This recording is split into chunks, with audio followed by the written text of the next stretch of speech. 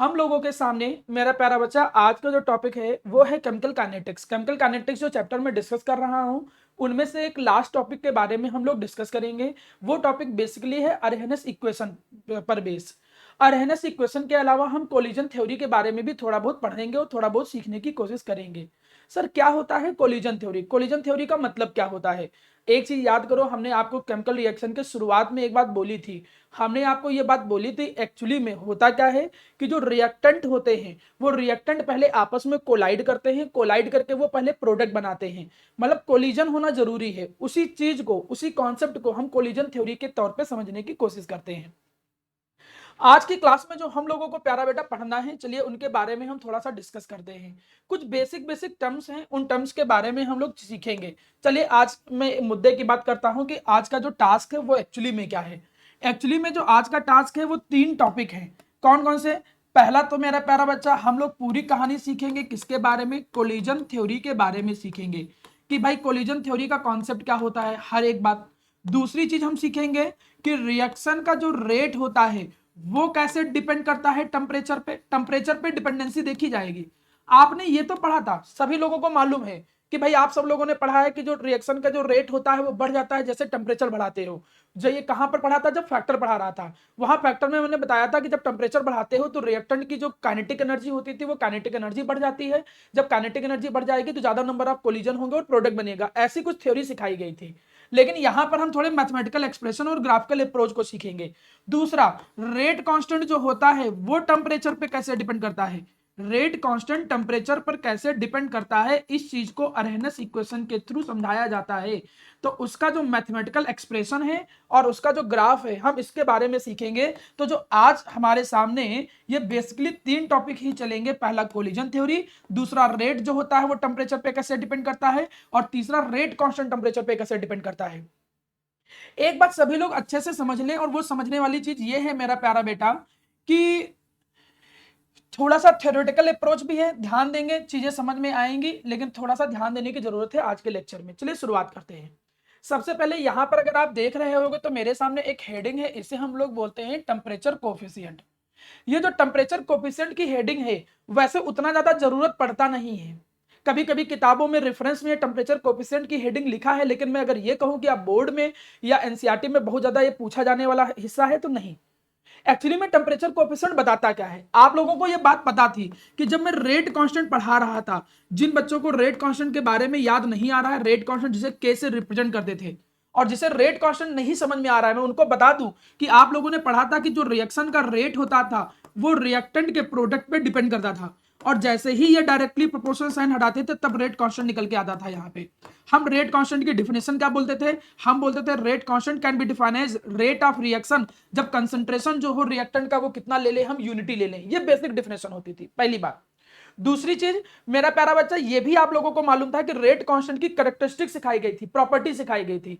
जब rate constant की property सिखाई गई थी तो ये बोला गया था कि रेट कांस्टेंट जनरली किस पे डिपेंड करता है? टेम्परेचर पे ही डिपेंड करता है। बाकी जो फैक्टर होते हैं जैसे प्रेशर हो गया, कंसंट्रेशन हो गया, ऐसे फैक्टरों पे रेट कांस्टेंट डिपेंड नहीं करता है। हमको यह पता चला कि जो रेट कांस्टेंट होता है वो टेम्परेचर पे डिपेंड करता है। अब टेम्परेचर पे डिपेंडेंसी के बारे में बोला गया। क्या डिपेंडेंसी के बारे में बोला गया? कि एक्चुअली में जैसे अगर हम यहां पर एक एक्सप्रेशन दिया गया, कहा गया कि रेट कांस्टेंट जो होता है, रेट कांस्टेंट अलग अलग टेम्परेचर पे अलग अलग होगा, ये तो पता ही चल गया है। अब रेट कांस्टेंट किस टेम्परेचर पे कितना होगा और किस टेम्परेचर पे कितना होगा, इसको पता करने के लिए एक एक्सप्रेशन आएगा जिसको हम बोलेंगे अरहेनस इक्वेशन, जो कि लास्ट में है। यहां पर ये टॉपिक पहले आ गया है गलती से, तो इसको हम कल डिफाइन कर देंगे। बाकी आप इस पर उतना ज्यादा ध्यान देने की जरूरत नहीं, इसको लास्ट में भी मैं डिस्कस करूंगा।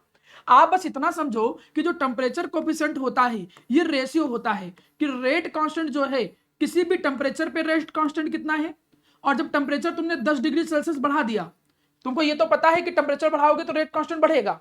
तो जब नॉर्मल कोई टेम्परेचर है उस पर रेट कांस्टेंट कितना है, और 10 डिग्री सेल्सियस जब टेम्परेचर बढ़ाते हो तब कितना रेट कांस्टेंट है।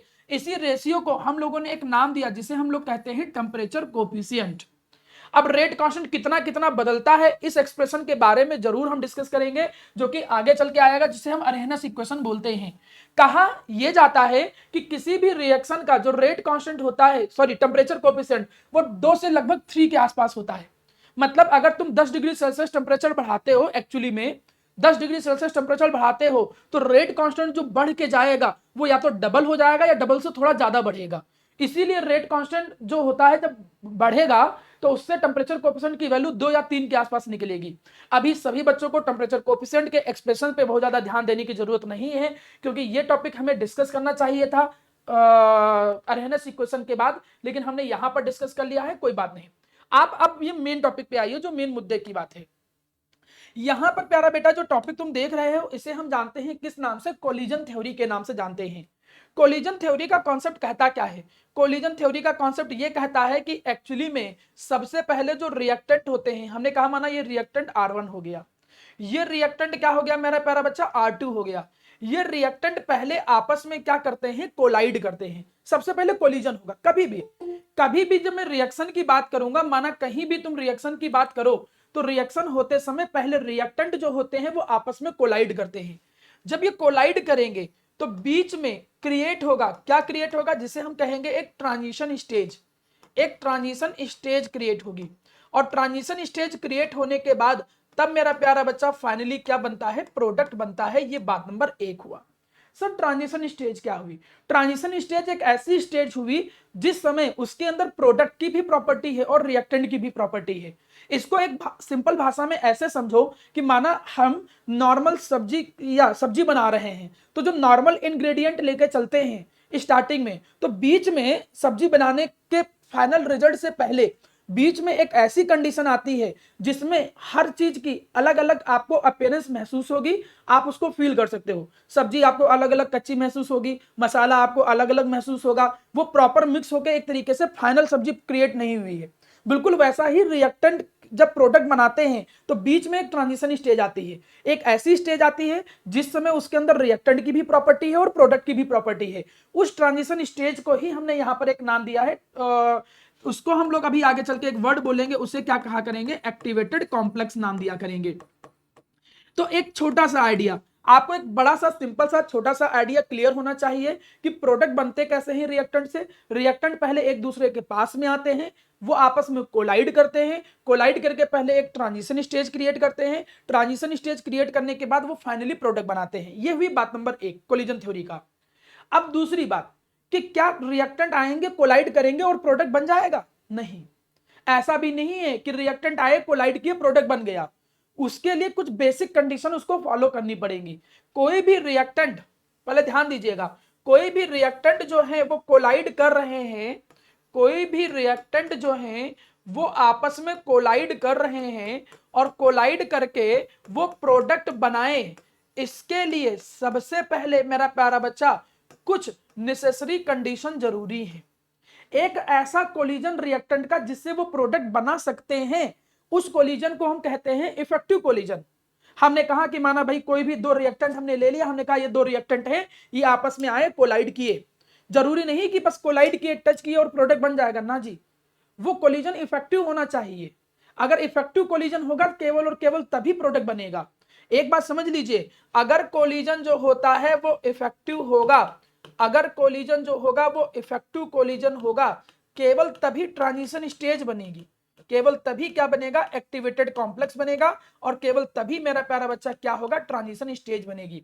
तो तुमसे कोई पूछे कि इफेक्टिव कोलिजन क्या होता है, यहां पर देखिए थ्योरी लिखा है, क्या कह रहा है कि कोई भी रिएक्शन केवल तभी होती है जब कोलिजन जो हो वो कैसा हो? इफेक्टिव कोलिजन हो। अगर कोलिजन इफेक्टिव होगा केवल तभी प्रोडक्ट बनेगा और तभी एक्टिवेटेड कॉम्प्लेक्स फॉर्म हो पाएगा। ये हो गया जी। आगे की बातें देखो क्या कह रहा है। अब सर इफेक्टिव कोलिजन हम कैसे जानेंगे? ये 2 रिएक्टेंट हैं, ये आपस में कोलाइड हो रहे हैं, कोलाइड होने के बाद प्रोडक्ट बनाएंगे कि नहीं बनाएंगे? बनाएंगे केवल तब जब इफेक्टिव कोलिजन होगा। और इफेक्टिव कोलिजन होगा ये कैसे डिसाइड करेंगे? एक बात ये दिमाग में बहुत अच्छे से बैठा लीजिए कि इफेक्टिव कोलिजन होने की 2 कंडीशन है। कोई भी कोलिजन इफेक्टिव है, कोई भी कोलिजन इफेक्टिव है, इसकी प्यारा बेटा 2 कंडीशन निकल के आती है। पहली कंडीशन जो होता है कि जो रिएक्टेंट के मॉलिक्यूल हैं, पहली कंडीशन जो रिएक्टेंट के मॉलिक्यूल्स हैं इनके पास क्या होना चाहिए मेरा प्यारा बच्चा? थ्रेशोल्ड एनर्जी होना चाहिए। इनके पास क्या होना चाहिए? थ्रेशोल्ड एनर्जी होना ही चाहिए। दूसरी बात, इनका जो ओरिएंटेशन होना चाहिए वो ओरिएंटेशन क्या होना चाहिए? प्रॉपर होना चाहिए।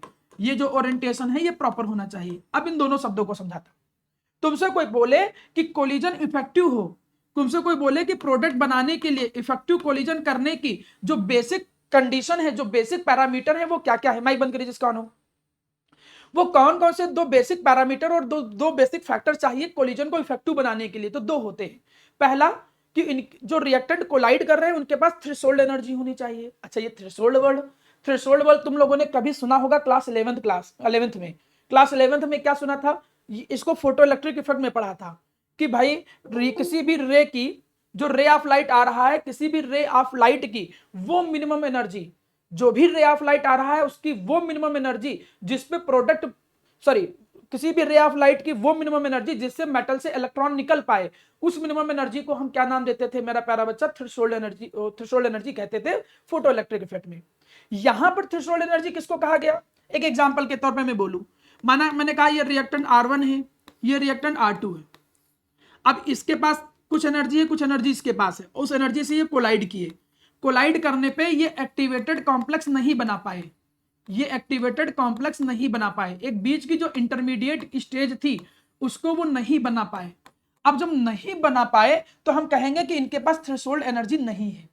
रिएक्टेंट के पास कंटेन की हुई वो मिनिमम एनर्जी जिसपे वो एक्टिवेटेड कॉम्प्लेक्स बना पाए, जिससे वो ट्रांजिशन स्टेज बना पाए, या जिसपे वो प्रोडक्ट को फॉर्म कर पाए, उस मिनिमम अमाउंट ऑफ एनर्जी को ही हम थ्रेशोल्ड एनर्जी कहते हैं। देखिए क्या लिखा है, कह रहा है कि कोलिजन केवल तभी होगा जब मॉलिक्यूल के पास सफिशिएंट काइनेटिक एनर्जी होगी। उस सफिशिएंट काइनेटिक एनर्जी को क्या नाम दिया गया है, थ्रेशोल्ड एनर्जी। कोई तुमसे थ्रेशोल्ड एनर्जी की डेफिनेशन पूछे तो आप कहोगे कि थ्रेशोल्ड एनर्जी वो मिनिमम एनर्जी होता है रिएक्टेंट की जिसपे वो अगर कोलाइड करे तो एक्टिवेटेड कॉम्प्लेक्स बन जाएगा, और अगर एक्टिवेटेड कॉम्प्लेक्स बन गया तो प्रोडक्ट भी बनेगा, ये भी फिक्स है। अगर उसने बाउंड्री कंडीशन को क्रॉस कर लिया तो प्रोडक्ट बनना तय है। अब प्रोडक्ट के साथ साथ एनर्जी रिलीज होगी कि प्रोडक्ट के साथ एनर्जी रिलीज नहीं होगी, वो सब बात की बातें हैं। लेकिन अगर कोई रिएक्टेंट कोलाइड करके एक्टिवेटेड कॉम्प्लेक्स पे पहुंच गए तो इसका मतलब प्रोडक्ट बिल्कुल बनना ही बनना है। ये कहानी बिल्कुल वैसे है जैसे नंबर लाना है।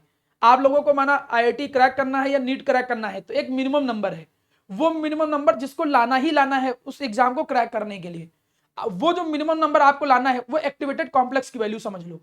अब जब तुम वहां तक तुम नहीं पहुंचे अगर, तो तुम्हारे पास कितनी एनर्जी है फर्क ही नहीं पड़ता है। तुम अगर उस मिनिमम वैल्यू तक नहीं पहुंचे तो तुम्हारा सिलेक्शन नहीं होगा, ये बिल्कुल फिक्स है।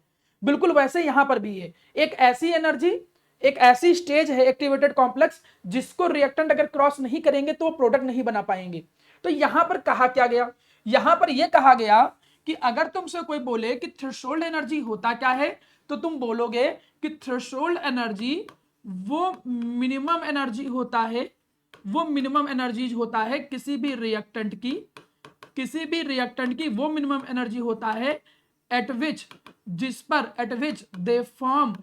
पर वो क्या कर सके, दे फॉर्म प्रोडक्ट, जिस पे वो प्रोडक्ट बना सके, जिस पे they can form activated complex, जिस पे वो एक्टिवेटेड कॉम्प्लेक्स बना सके, वो मिनिमम एनर्जी जो होती है रिएक्टेंट की, उस मिनिमम एनर्जी को हम क्या नाम देते हैं मेरा प्यारा बच्चा, that is known as threshold energy. ये एक नंबर में आ जाता है डिफिनेशन, इसीलिए हमने इसको अलग से बताया। बात नंबर दूसरा, सर यहां पर ये तो समझ गया, हमको जरा ये बताइए कि जो एक पॉइंट आप और बताए थे प्रॉपर ओरिएंटेशन का, इसका क्या मतलब है। प्रॉपर ओरिएंटेशन का मतलब अब ऐसे समझो, जैसे मैं कहूं, माना आपने एक मॉलिक्यूल ले लिया NO एक एग्जांपल के तौर पे, और एक मॉलिक्यूल ले लिया CO, एक मॉलिक्यूल ले लिया CO।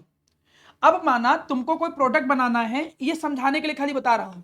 मैंने कहा माना तुमको एक प्रोडक्ट बनाना है NC जैसा कोई प्रोडक्ट बनाना है, तो जब NC जैसा कोई प्रोडक्ट बनाना है तो जब तक इनका ओरिएंटेशन प्रॉपर नहीं होगा तो कहां बनेगा। अब ये इससे कोलाइड करने के लिए जा रहा है, लेकिन जब कोलाइड करने के लिए जा रहा है तो ये O जो है OC से टकरा रहा है। अगर OC से टकराएगा तो बॉन्ड कहां बना पाएगा, N और C तब बॉन्ड बनाता जब ये किस तरफ से कोलाइड करता है, ये इस तरफ से कोलाइड करता। मतलब ये कोलाइड कैसे करता, ये ऐसे कोलाइड करता, O और N ऐसे होता और C और O ऐसे होता। अब जब कोलिजन होता तब हम कहते हैं कि इनका ओरिएंटेशन सही है और ये बॉन्ड बनाने की पॉसिबिलिटी रखते हैं। भाई एक मॉलिक्यूल इधर है, एक मॉलिक्यूल इधर है, उन दो मॉलिक्यूल के जिस एटम को कंबाइन होना है कम से कम वो एटम एक दूसरे के फ्रंट पे तो आए। जब वो एक दूसरे के फ्रंट पे आएंगे तभी वो प्रोडक्ट बना पाएंगे। मतलब प्रोडक्ट बनने की जो कंडीशन है वो दो निकले, पहले तो रिएक्टेंट के पास एक मिनिमम एनर्जी होनी ही चाहिए, वो अमाउंट ऑफ मिनिमम एनर्जी जिसपे वो प्रोडक्ट बना पाए उसको बोलते हैं थ्रेशोल्ड एनर्जी, और साथ ही साथ में उनका ओरिएंटेशन भी प्रॉपर होना चाहिए। What is mean by orientation? Orientation का मतलब जिन एलिमेंट को कंबाइन होना है, कम से कम जब वो मॉलिक्यूल एक दूसरे की तरफ अप्रोच करे तो वो एलिमेंट एक दूसरे के सामने हो। आपको एक्सप्लेन करने की जरूरत नहीं है। बहुत ज्यादा एग्जाम में जब कभी क्वेश्चन आएगा तो क्वेश्चन ऐसे आएगा, what is the condition for the effective collision? Effective collision की कंडीशन क्या होती है? तो आप 2 पॉइंट लिख दोगे खाली। पहला point, reactant should have minimum threshold energy, reactant के पास कम से कम मिनिमम थ्रेशोल्ड एनर्जी तो होनी ही चाहिए, बात नंबर 1। बात number 2, they should have proper orientation, और उनके पास ओरिएंटेशन भी क्या होना चाहिए? प्रॉपर होना चाहिए। अब यहां पर थोड़ा ध्यान दो, ये कॉन्सेप्ट यहां पर कुछ ऐसे समझाया गया है, जैसे ये रिएक्शन क्या है? ये रिएक्शन है H2 plus I2 give to HI। ये एक्चुअली में वो रिएक्शन है जो ऊपर समझाई गई है। आप इस रिएक्शन पे थोड़ा आइए देखिएगा, ये H2 के मॉलिक्यूल हैं, ये I2 के मॉलिक्यूल हैं, समझिएगा थोड़ा। जब ये कंबाइन किए तो देखो यहां पर क्या बना? एक्टिवेटेड कॉम्प्लेक्स, इसको हम ट्रांजिशन स्टेज भी कहते हैं।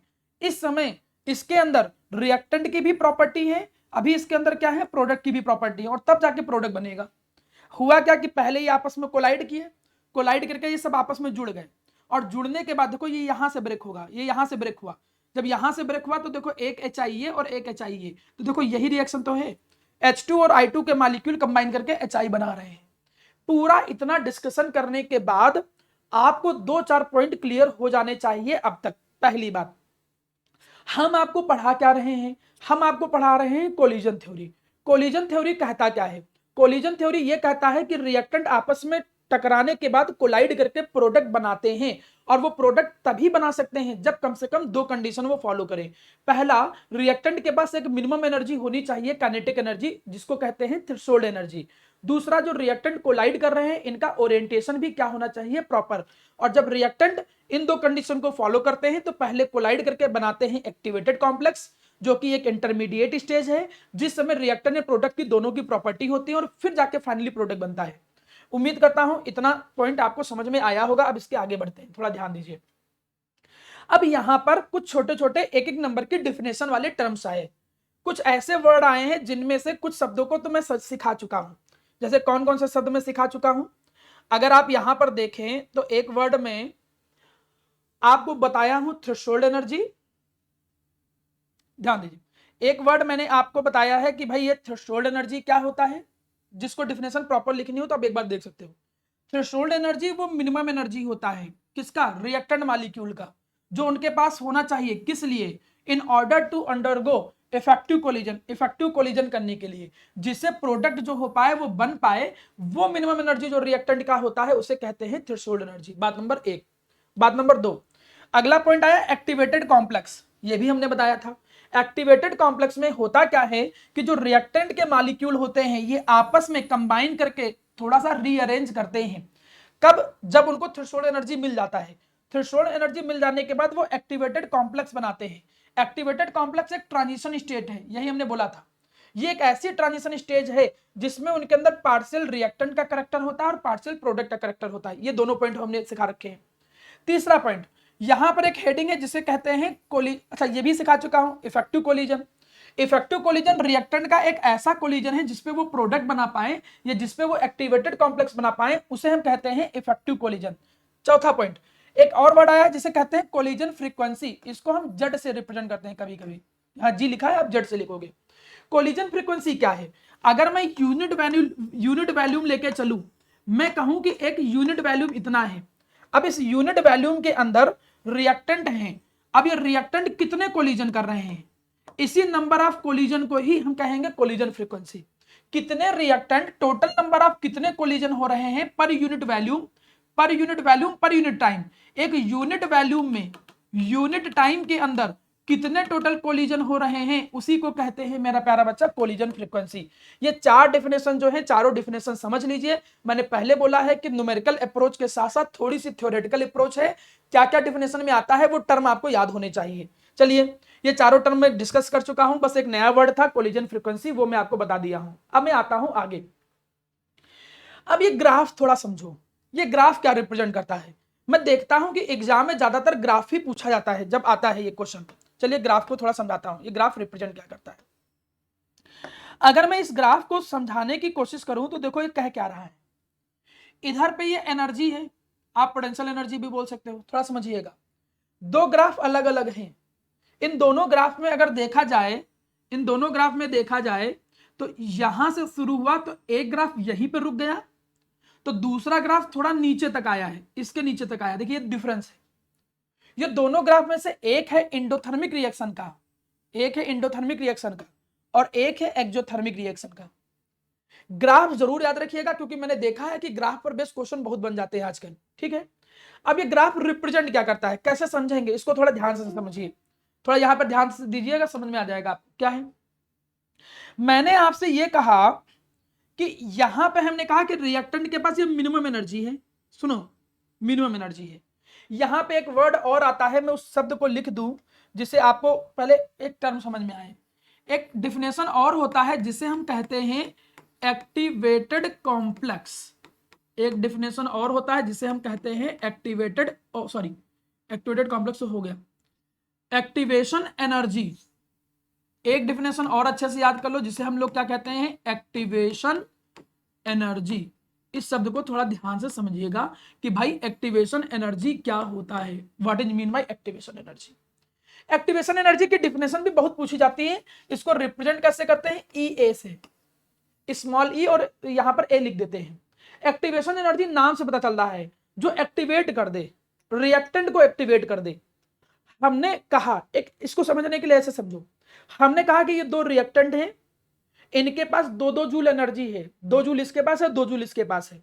अब ये 2-2 जूल लेके अगर टकराते, प्रोडक्ट बना पाते, ये लोग प्रोडक्ट बनाने के लिए टकराने ले जा रहे हैं, लेकिन 2 जूल पे ये प्रोडक्ट नहीं बना पाएंगे क्योंकि इन रिएक्टेंट को प्रोडक्ट बनाने के लिए जो मिनिमम एनर्जी चाहिए उस थ्रेशोल्ड एनर्जी की वैल्यू कितनी है, 10 जूल। तो रिएक्टेंट के पास तो एनर्जी है ही नहीं जिससे वो कोलाइड करके प्रोडक्ट बना पाए, मतलब थ्रेशोल्ड एनर्जी के बराबर एनर्जी है ही नहीं। तो ऐसी कंडीशन में हम बाहर से उनको एक्सटर्नल एनर्जी प्रोवाइड करते हैं, चाहे वो हम हीट की फॉर्म में दें, चाहे वो हम लाइट की फॉर्म में दें या किसी अनदर फॉर्म में दें। तुमने देखा होगा रिएक्शंस में कई बार जब रिएक्शन नहीं हो रही होती है तो हम हीट करते हैं, और जब हीट करते हैं तो वो रिएक्शन होने लगती है। उसके पीछे का भी कॉन्सेप्ट यही है। कॉन्सेप्ट क्या है कि रिएक्टेंट के पास पहले एनर्जी नहीं थी, बाद में हमने उनको एक्स्ट्रा एनर्जी दी।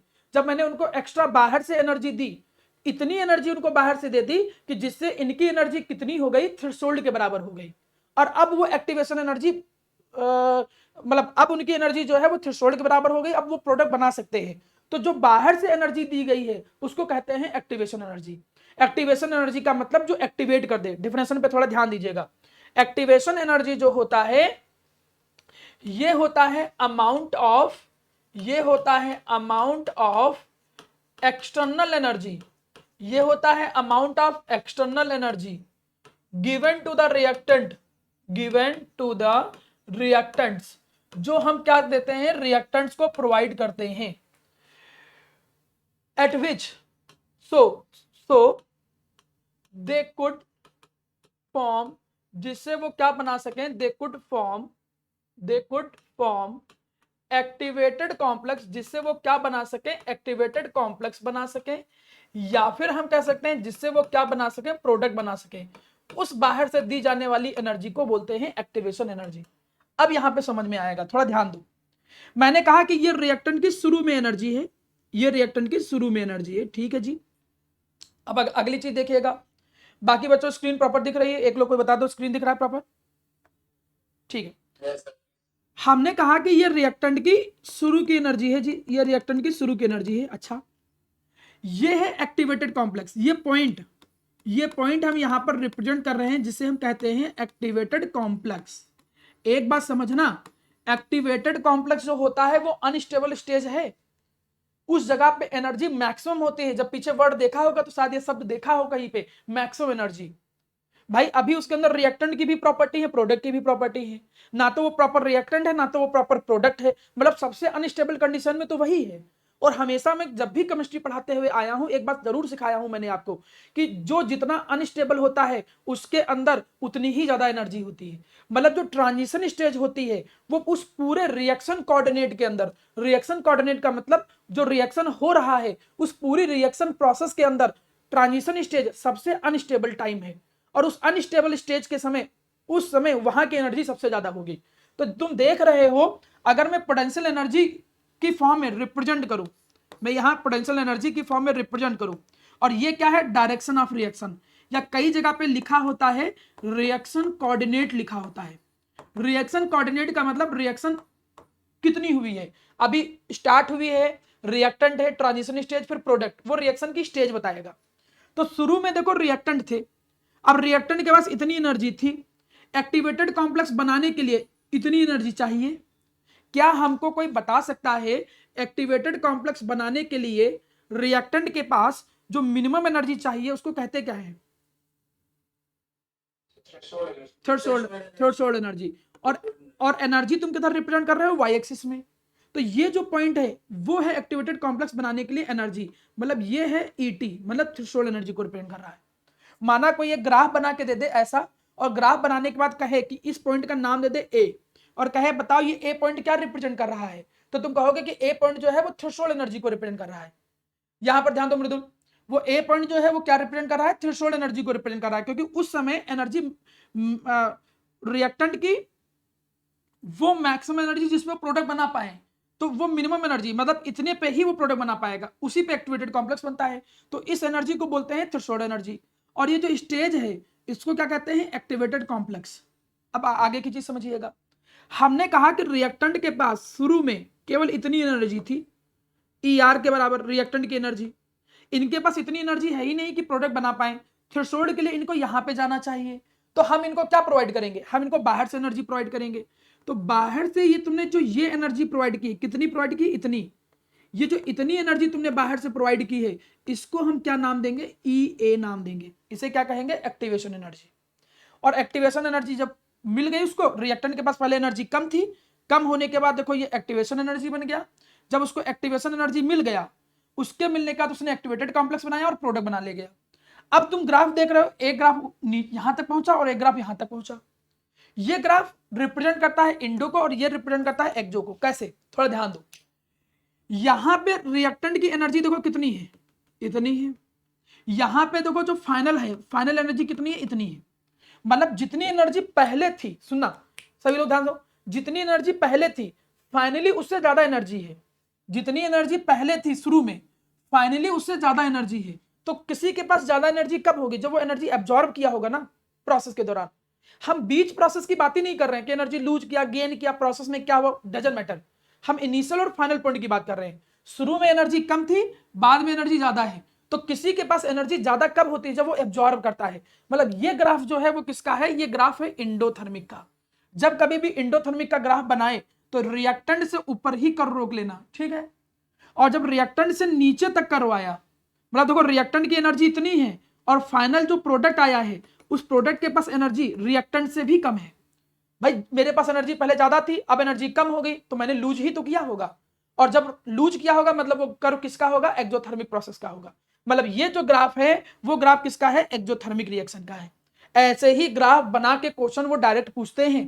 वो कहते हैं कि बताओ जरा ये यहां से यहां तक के गैप को क्या कहेंगे? एक लाइन बना देंगे, पॉइंट लिख देंगे, ऐसे ये लाइन बना के ऐसे वो बना देंगे क्वेश्चन। ऐसे क्वेश्चन बनाने के बाद वो क्या कहेंगे? यहां पर मैं क्वेश्चन बना दे रहा हूं, माना वो ऐसे ग्राफ बना देंगे, फिर कहेंगे कि बताओ ये इतनी अमाउंट ऑफ एनर्जी को क्या कहेंगे? कहेंगे ये क्या है? इतनी एनर्जी क्या? तो कहोगे ये है। कहेंगे ये पॉइंट क्या रिप्रेजेंट कर रहा है? तो कहोगे थ्रेशोल्ड एनर्जी है। कहेंगे इस जगह पे क्या बनना है? तो कहोगे एक्टिवेटेड कॉम्प्लेक्स बनना है। कहेंगे ग्राफ बताओ ये एक्सो का है कि इंडो का है? तुमने देखा जो रिएक्टेंट है उससे नीचे चला गया, नीचे चला गया मतलब ज्यादा लूज कर दिया, मतलब ये एक्सोथर्मिक का ग्राफ है। तो ये 4 पॉइंट ग्राफ के बहुत अच्छे से समझिएगा, इसको बिल्कुल भूलिएगा नहीं। इतनी बात आप लोगों को पता होनी चाहिए। एक्टिवेटेड कॉम्प्लेक्स जो होता है उसके कुछ पॉइंट देखो यहां पर दिए गए हैं। क्या क्या पॉइंट दिए गए हैं? पहला पॉइंट ये दिया गया कि जो पोटेंशियल एनर्जी होता है एक्टिवेटेड कॉम्प्लेक्स में वो मैक्सिमम होता है। मैंने पहले ही बोला था कि एक्टिवेटेड कॉम्प्लेक्स के समय पे ये अनस्टेबल स्टेज होता है और उस समय पोटेंशियल एनर्जी जो होता है वो मैक्सिमम होता है। एक्टिवेटेड स्टेज एक ट्रांजिशन स्टेज है, ये सब तुम्हें पता है, इससे ज्यादा हमें कुछ सीखने की जरूरत नहीं। ग्राफ उम्मीद करता हूं आपको समझ में आया होगा। आगे के कुछ हम पॉइंट पे आते हैं, थोड़ा ध्यान दीजिए। देखिए ये डेफिनेशन लिखा है एक्टिवेशन एनर्जी का, जो हमने अभी सिखाया था कि एक्टिवेशन एनर्जी भाई क्या होता है। हमने बोला था कि एक्टिवेशन एनर्जी होता क्या है, ये वो एक्सटर्नल एनर्जी होता है जो हमें चाहिए एक्टिवेटेड कॉम्प्लेक्स बनाने के लिए, एक्स्ट्रा हम रिएक्टेंट को जो बाहर से देते हैं। थोड़ा कर्व पे ध्यान दीजिएगा, थोड़ा कर्व पे ध्यान दीजिएगा। ये है रिएक्टेंट की एनर्जी ई आर, ये है threshold energy E T total, और यहां पर हमने क्या कहा, ये है इतना एक्टिवेशन एनर्जी ई ए। जो ई आर है वो यहां से काउंट होगा, इतना ई आर है, ठीक है, और जो थ्रेशोल्ड है वो 0 से काउंट होगा, यहां इतना थ्रेशोल्ड है। तो मैं अगर लिखना चाहूं तो क्या मैं ऐसा नहीं लिख सकता हूं कि एक्टिवेशन एनर्जी थ्रेशोल्ड एनर्जी में से घटाना पड़ेगा रिएक्टेंट की एनर्जी, रिएक्टेंट की एनर्जी। तो ये एक्टिवेशन एनर्जी किसके बराबर होता है, थ्रेशोल्ड एनर्जी माइनस रिएक्टेंट की एनर्जी के बराबर। जितना तुमने रिएक्टेंट को दिया अलग से थ्रेशोल्ड के बराबर होने के लिए, तो थ्रेशोल्ड में से अगर रिएक्टेंट की घटा दोगे उतना ही तो दिया होगा। तो ये एक फॉर्मूला याद रखना, पता नहीं किस फॉर्म में जरूरत पड़ जाए, इसलिए एक फॉर्मूला यहां पे मेंशन किया गया है। मैं इस एक्सप्रेशन पे लास्ट में आऊंगा, मैं इसको समझाऊंगा, आप अभी इसके लिए परेशान ना हो, ठीक। ये ग्राफ हमने प्रॉपर समझाया कि ये ग्राफ होता क्या है। अब मैं कुछ बातें बताऊंगा, इन बातों पे थोड़ा ध्यान दो। कभी कभी एग्जाम में एक पॉइंट पूछ लिया जाता है, और वो पॉइंट क्या पूछते हैं कि बताओ क्या रोल होता है, रोल ऑफ कैटलिस्ट, कैटलिस्ट का क्या रोल होता है जी, किसी भी रिएक्शन को कराने में कैटलिस्ट का क्या रोल होता है। यहां पर रोल दूसरे रिस्पेक्ट में बताना है, आप वो नहीं बोलोगे कि ये सरफेस एरिया प्रोवाइड करता है, हेल्प कैसे कर रहा है, कोई कैटलिस्ट किसी भी रिएक्शन में कैसे हेल्प कर रहा है, हम उसके बारे में बात करेंगे। तो यहां पर चीजों को समझिएगा। यह है normal reaction, reaction path without the catalyst. जब कैटलिस्ट हमने नहीं डाला था तो ये कर कुछ ऐसे फॉलो कर रहा है, ठीक है। और जब कैटलिस्ट हमने डाल दिया तो कैटलिस्ट के डालने पे क्या हुआ कि वो ऐसे पाथ को फॉलो कर रहा है। मतलब कैटलिस्ट ने किया क्या, कैटलिस्ट ने जो थ्रेशोल्ड एनर्जी का अमाउंट था, रिक्वायर्ड अमाउंट, उसकी वैल्यू को कम कर दिया, या फिर तुम कह सकते हो कि एक्टिवेशन एनर्जी की वैल्यू को कम कर दिया।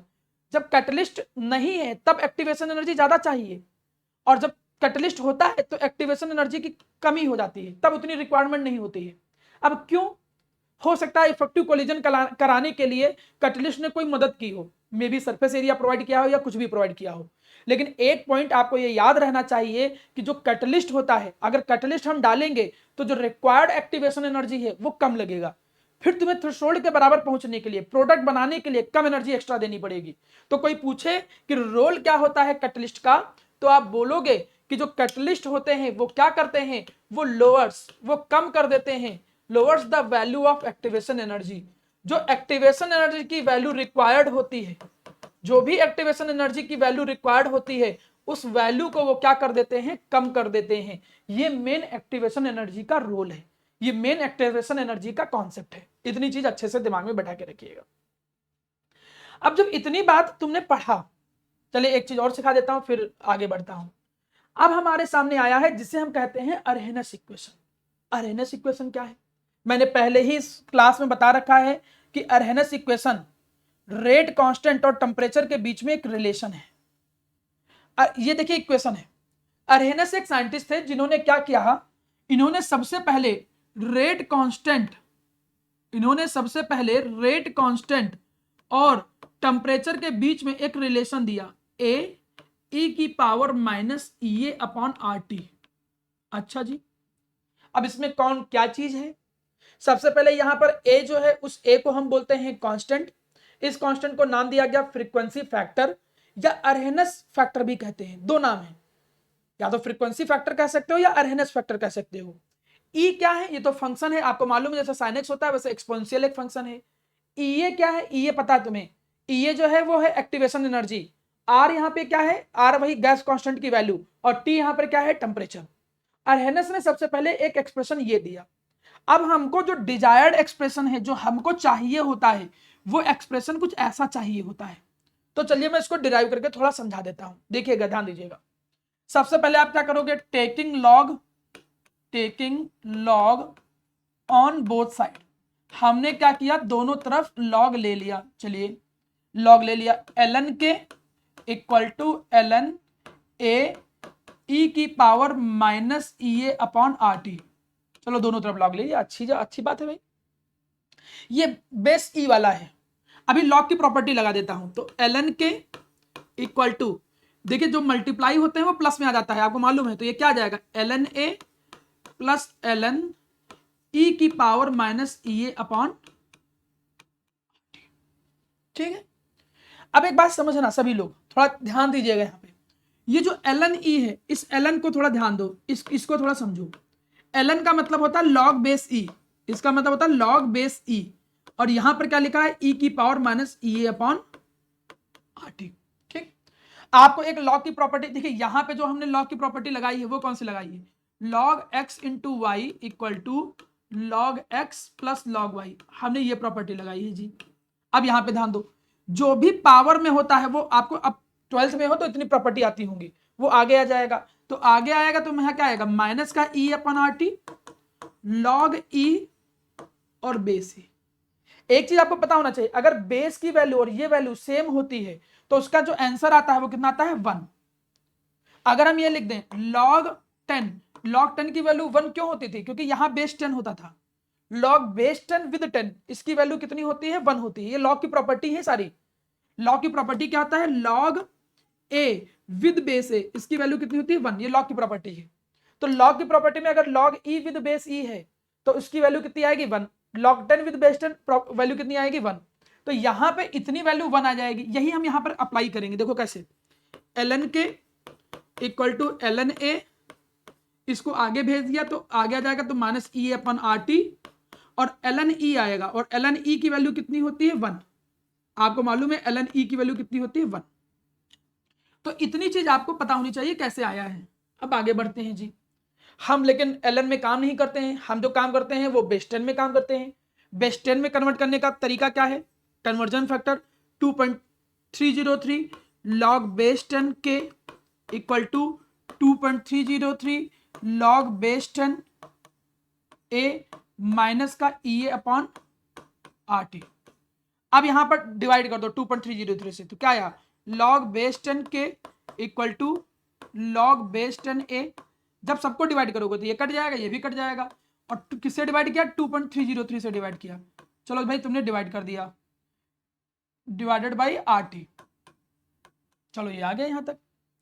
अब हम इसको कंपेयर कर रहे हैं, किससे कंपेयर कर रहे हैं, y इक्वल टू, अच्छा इसको रीअरेंज कर लेते हैं, चलिए जी इसको रीअरेंज करके चलो थोड़ा हम यहां पर लिखते हैं, यहां ध्यान दीजिएगा, रीअरेंज करके हम थोड़ा यहां पर लिखते हैं इसको। रीअरेंज करके इसको जब हमने लिखा तो इसको हम ऐसे लिख सकते हैं, लॉग के इक्वल टू माइनस का E A upon R T, minus का E A divided by 2.303 R T plus log A, ऐसा तुमने लिख दिया भैया जी। अब इसको तो नहीं कंपेयर करो जी, कंपेयर किससे किया हमने, y equal to m x plus c से कंपेयर किया। ग्राफ में कई बार पढ़ा चुका हूं, पहली बार नहीं पढ़ रहे हो, तो यहां y बराबर देखो क्या आएगा, लॉग के, y बराबर देखो क्या आया है, लॉग के आया है। x बराबर यहां पर क्या है, 1 अपॉन टी, देखो ये भी कांस्टेंट है, ये भी कांस्टेंट है, इतना कांस्टेंट है, ये हटा दो, तो यहां पर वेरिएबल क्या है, 1 अपॉन टी। तो ग्राफ देखो किसके बीच में ड्रॉ किया गया है, लॉग के और 1 अपॉन टी के बीच में ड्रॉ किया गया है। स्लोप क्या है, निगेटिव, तो स्लोप निगेटिव है तो लाइन हमेशा कैसे आएगी, नीचे की तरफ। यहां पर इंटरसेप्ट कितना है, ये लॉग ए, तो ये y इंटरसेप्ट की वैल्यू जो है वो कितना है, देखो लॉग ए है। और ये जो स्लोप है m की वैल्यू देखो कितनी निकली, m की वैल्यू कितनी निकली, माइनस का 2.303 r। तो ये ग्राफ जनरली किताबों में बना होता है, लेकिन जब ये ग्राफ किताबों में बना हो तो एक बार थोड़ा ध्यान दे लो सभी लोग, जरूरी नहीं है कि ग्राफ यहां से नहीं बन सकता था, हो सकता है वो ग्राफ यहां से बना देते, y equal to m x plus c, इस पे ग्राफ बना दिए होते। अगर इस इक्वेशन पे ग्राफ बना दिए होते तो ग्राफ बनता कैसे, ये ग्राफ कुछ ऐसे बनता, थोड़ा समझिए कैसे बनता ग्राफ। ये आ जाता ln के मतलब बेस ई वाला, यहां पर क्या आ जाता 1 अपॉन टी, यही ग्राफ, स्लोप अभी भी नीचे की तरफ है, और यहां पर जो इंटरसेप्ट है वो ln ए आ जाता, और लेकिन इस बार जो स्लोप की वैल्यू है वो क्या निकलती, केवल माइनस का ई अपॉन आर आता। तो ये भी ग्राफ सही है, ये भी ग्राफ सही है। तो आप किसी को कोई डाउट तो हो बेटा, कुछ भी पूछना हो? देखिए वो भी ग्राफ सही है, ये भी ग्राफ सही है, बस दोनों में अंतर क्या है, वो बेस 10 वाला ग्राफ है और ये बेस ई वाला ग्राफ है। वो उधर बेस 10 वाला ग्राफ है, ये बेस ई वाला ग्राफ है। बेस 10 वाला ग्राफ मैंने उसकी मदद से बनाया, बेस ई वाला ग्राफ मैंने इसकी मदद से बनाया। अब ये फाइनल एक्सप्रेशन आया कैसे जी, ये वाला एक्सप्रेशन कैसे आया, थोड़ा ध्यान दो। आपको मालूम है अलग अलग टेम्परेचर पे रेट कांस्टेंट अलग अलग होगा।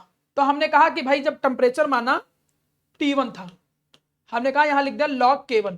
जब टेम्परेचर T1 था, जब टेम्परेचर कितना था, T1 था 2.303 T1। जब टेम्परेचर T1 था उस समय जो रेट कांस्टेंट है वो K1 है, ठीक है। जब टेम्परेचर कितना था, T2 था, तो उस समय रेट कांस्टेंट क्या होगा, K2 होगा, माइनस का EA divided by 2.303 RT2 plus log A. ये दो इक्वेशन आ गई, इक्वेशन नंबर 1, इक्वेशन नंबर 2। अब हम क्या कर रहे हैं, दोनों को डिवाइड कर दे रहे हैं। डिवाइड कर दिया, 2 में से फर्स्ट को घटा दिया, डिवाइड मत करो सब्ट्रैक्ट कर दो। जब घटाया तो देखो आया क्या, log K2 minus log K1। ये log ए तो घट जाएगा, इसमें तो कोई डाउट है ही नहीं, इस तो घट ही जाएगा। यहां कितना आएगा, माइनस का EA डिवाइडेड बाई 2.303 RT2, ठीक है। फिर उसमें माइनस वो घटेगा, तो माइनस में वो घटेगा, माइनस का EA डिवाइडेड बाई 2.303 RT1। जब रीअरेंज करोगे, देखो लॉग की प्रॉपर्टी लगाओ यहां पे, तो कितना आएगा, log K2 upon K1 equal to, वहां पर वो प्लस हो जाएगा, तो EA divided by 2.303 R common हो गया, ब्रैकेट में कितना आ गया, 1 upon T1 minus 1 upon T2। देखिए ये फॉर्मूला आपको याद करना ही करना है, लेकिन सभी लोग बहुत अच्छे से ध्यान दे, 1 मिनट के लिए सभी लोग बोर्ड पे देखो। तुम केवल ये फॉर्मूला नहीं याद करोगे, तुम हर फॉर्मूला याद करोगे। फॉर्मूला याद करने का तुम्हें ये एक्सप्रेशन भी पता होना चाहिए, तुम्हें ये जो एक्सप्रेशन है ये एक्सप्रेशन भी पता होना चाहिए, और तुम्हें ये वाला भी एक्सप्रेशन पता होना चाहिए, ln वाला। अब सर ये ऐसे इतने एक्सप्रेशन क्यों पता होने चाहिए, क्योंकि कुछ न्यूमेरिकल ऐसे होते हैं कि उनमें केवल वैल्यू दे देते हैं। वो ऐसे दे देंगे कि किसी भी न्यूमेरिकल में ln 2.303 10 to the power -4 equal to कुछ ऐसे दे देंगे, फिर कंपेयर करना पड़ेगा। तुम इनके न्यूमेरिकल देखना तो उसमें तुम्हें एक्सप्रेशन के साथ कंपेयर करना पड़ता है, एक्सप्रेशन के साथ। तो इसलिए एक दो बार इसको डिराइव जरूर कर लेना, बिना डिराइव फिर आपको प्रॉब्लम करेगा। मैं न्यूमेरिकल इनके कराऊंगा ही कराऊंगा, नेक्स्ट वीक में तो न्यूमेरिकल का ही डे है। दूसरी बात, ये न्यूमेरिकल तो डायरेक्ट आता है। ये न्यूमेरिकल कैसे डायरेक्ट आता है, कहेगा इस टेम्परेचर पे, ध्यान दो, कहेगा इस टेम्परेचर पे रेट कांस्टेंट इतना है, तो इस टेम्परेचर पे रेट कांस्टेंट कितना होगा। टेम्परेचर केल्विन में रखना है, बस ये ध्यान देना है कि टेम्परेचर जो होगा वो केल्विन में रखना है। एक्टिवेशन एनर्जी जूल में दे रखी होती है। जब एक्टिवेशन एनर्जी जूल में है तो आर की वैल्यू भी जूल में कितनी होती है, 8.134 जूल पर मोल पर केल्विन, याद होगा आपको। जब टेम्परेचर केल्विन में रखा, एक्टिवेशन एनर्जी जूल में रखा, तो जो रेट आर होगा गैस कांस्टेंट, उसकी वैल्यू भी इतनी होगी। तो न्यूमेरिकल जो 60% बनता है वो इस पे बनता है बोर्ड में, लेकिन जो 30 to 40% है वो किसी भी एक्सप्रेशन से रिलेट करवा देगा।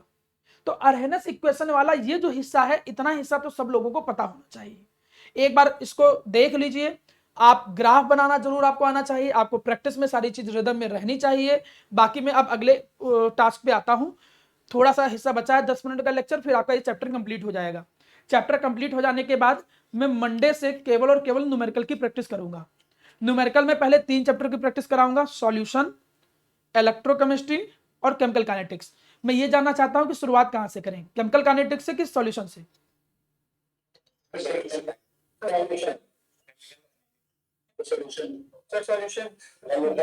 ठीक है, तो सॉल्यूशन से शुरुआत करते हैं, क्योंकि सॉल्यूशन आप लोग भूल गए होंगे, तो सब लोगों का काम ये रहेगा कि सॉल्यूशन का चैप्टर तैयार करके आएंगे, ठीक है। अभी लास्ट में भी मैं एक अटेंडेंस लूंगा जो बच्चे गए हुए हैं। अब आगे देखो, अब यहां पे ये एक आखिरी टॉपिक बचा है, इसको समझ लो, फिर आपका चैप्टर कंप्लीट हो गया। ये टॉपिक क्या बताता है, हमने 2 बातें सीखी।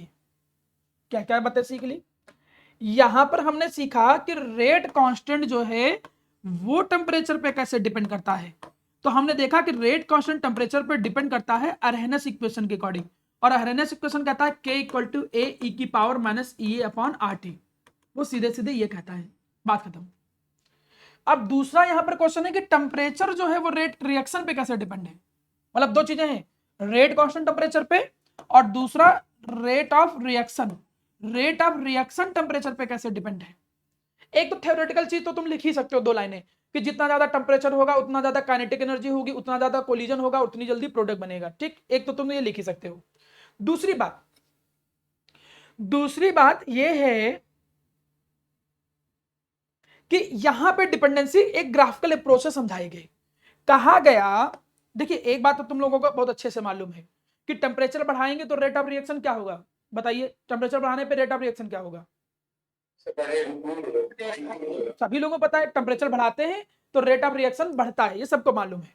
तो क्वेश्चन ये कह रहा है कि अब ये स्टेटमेंट ये कह रहा है कि अगर हम 10 डिग्री सेल्सियस टेम्परेचर बढ़ाएंगे, अगर टेम्परेचर हम 10 डिग्री सेल्सियस बढ़ाएंगे तो नियम ये कहता है कि जो रेट ऑफ रिएक्शन होता है, रेट ऑफ रिएक्शन वो क्या हो जाता है, जस्ट डबल। ये तो सबको पता था कि बढ़ेगा, लेकिन कितना बढ़ेगा, तो एक एक्सप्रेशन दिया गया कि अगर हम 10 डिग्री सेल्सियस टेम्परेचर बढ़ाएंगे तो रेट लगभग डबल हो जाता है। अब रेट लगभग डबल हो जाता है, इस चीज को एक्सपेरिमेंटली और ग्राफिकली पता किया गया। कैसे, इन्होंने क्या किया, इधर लिया fraction of molecule, fraction of molecule का मतलब कितने मॉलिक्यूल, नंबर ऑफ मॉलिक्यूल, और इधर काइनेटिक एनर्जी ले लिया। इन्होंने जब टेम्परेचर टी लिया तो टी टेम्परेचर पे देखो एक ग्राफ बनाया, तो टी टेम्परेचर पे एक ग्राफ कुछ ऐसे फॉलो कर रहा था, कुछ ऐसे, ठीक है। ये ग्राफ कुछ ऐसे यहां तक आ रहा था, ये ग्राफ यहां तक ऐसे आया। यहां पर ये जो पॉइंट है ये है, इसे बोलेंगे थ्रेशोल्ड एनर्जी, इसे बोलेंगे थ्रेशोल्ड एनर्जी या एक्टिवेशन एनर्जी, कुछ भी बोलो। मतलब इसके आगे के जो मॉलिक्यूल होंगे केवल वही प्रोडक्ट बना पाएंगे। तो शुरू में प्रोडक्ट कितने बना पा रहे थे, शुरू में इतने लोग प्रोडक्ट बना पा रहे थे, इतने लोग प्रोडक्ट बना रहे थे। इन्होंने ग्राफिकली क्या देखा, इन्होंने देखा कि जब उन्होंने टेम्परेचर डबल किया, डबल इन 10 डिग्री सेल्सियस, जब टेम्परेचर 10 डिग्री सेल्सियस बढ़ाया तो ग्राफ वाइड होता चला गया, जो ग्राफ था वो और वाइड होता चला गया। जब ग्राफ वाइड होता चला गया, अब उन्होंने देखा कि कितने मॉलिक्यूल ऐसे हैं जिनकी एनर्जी थ्रेशोल्ड से ज्यादा है, तो उन्होंने देखा कि मॉलिक्यूल का जो एरिया था वो लगभग डबल हो गया। देखने में नहीं लग रहा है, लेकिन एक्चुअली में जो एरिया था जितना, वो उस एरिया का क्या हो गया, डबल हो गया। जब उनको ये पता चला कि मॉलिक्यूल जो प्रोडक्ट बना सकते हैं उनके नंबर डबल हो जा रहे हैं, उस बेसिस पे उन्होंने इस बात के बारे में जिक्र किया। क्या कहा कि जैसे जैसे हम रिएक्शन के, जैसे जैसे हम टेम्परेचर रेज करेंगे, 10 डिग्री सेल्सियस टेम्परेचर रेज करेंगे, तो जो मॉलिक्यूल प्रोडक्ट बनाते हैं उनका एरिया लगभग ऑलमोस्ट डबल हो जाता है। जिससे ये बात निकल के आई कि 10 डिग्री सेल्सियस टेम्परेचर बढ़ाने पर जो रेट होता है वो क्या हो जाता है, डबल हो जाता है। अब ये तो थ्योरी है सर, एग्जाम में कैसे लिखेंगे, एग्जाम में क्वेश्चन कैसे आएगा। एग्जाम में क्वेश्चन ऐसे आएगा कि how the rate is depend on the temperature, rate temperature पे कैसे डिपेंड होता है। तो लिखोगे कैसे, rate is directly proportional to temperature, दो लाइन लिखोगे। As we increase the temperature kinetic energy reactant का बढ़ जाएगा, रिएक्टेंट की काइनेटिक एनर्जी बढ़ जाएगी, मोर कोलिजन होंगे, प्रोडक्ट ज्यादा बनेगा। एक नंबर में आ जाए इनफ, बहुत है। दो नंबर में आए तो फिर तुम ये सब भी बना दो, ग्राफ भी बना दो दो नंबर में कि नहीं, as we increase the temperature by 10 degree Celsius then rate is almost double, और फिर ग्राफ को भी बना दो। तो डिपेंड ये करता है कि वो क्वेश्चन कितने में आया है। एक नंबर में आया है कि रेट टेम्परेचर पे कैसे डिपेंड करता है, तो केवल इतना बोल दो कि काइनेटिक एनर्जी बढ़ेगा, कोलिजन बढ़ जाएंगे। लेकिन 2 नंबर में या 3 नंबर में आया है तो ये ग्राफ बना के ये बताओगे कि कितना इंक्रीज हो गया है, इस चीज को भी मेंशन करोगे। इतनी चीज बताने के साथ ही साथ आपका ये टास्क यहां पर लगभग कंप्लीट हो गया है। इसके साथ ही अब मैं नेक्स्ट क्लास में इनके केवल न्यूमेरिकल की प्रैक्टिस करूंगा, और जो कोऑर्डिनेशन कंपाउंड की क्लास है वो कल लगाऊंगा, ठीक है। कल मैं कोऑर्डिनेशन कंपाउंड की क्लास लगाऊंगा और उसको कंप्लीट भी कर दूंगा आपका, मतलब वीबीटी पूरा पढ़ा दूंगा, और हो सकेगा तो आइसोमरिज्म भी पढ़ा दूंगा। तो मैं मैसेज डाल दूंगा क्योंकि कई सारे बच्चे एब्सेंट होंगे जिनके पास मैसेज नहीं गया था। तो कल कोऑर्डिनेशन कंपाउंड का क्लास होगी, और आज मैं एक लेक्चर बनाऊंगा उसका ऑर्गेनिक का, तो हेलो एल्केन हेलोरिन्स का एक लेक्चर बनाऊंगा, वो भी आपको मिल जाएगा, ठीक है। तो 2 मिनट के लिए रुकिएगा, मैं अटेंडेंस ले लूँ बस।